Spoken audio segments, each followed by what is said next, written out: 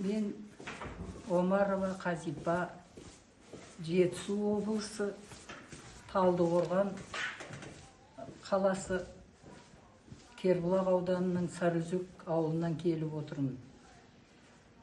Мен осындай халықаралық травматология және ортопедия ғылыми орталығы бар екенін біліп, естіп, 2 жылдан бері екі таяққа сүйеніп, әбден үмітім үзілгенде осы адресті естіп, осында келіп ем алуға тура келді. Сол үшін де мен осы ұжым қызметкерлері және дәрігерлеріне шексіз алғыс білдіремін. Келешекте алатын асулары, жететін биік белестері көп болсын, толағай табыс тілеймін. Барлық дәрігерге істеріне сәттілік, дендеріне саулық тілеймін.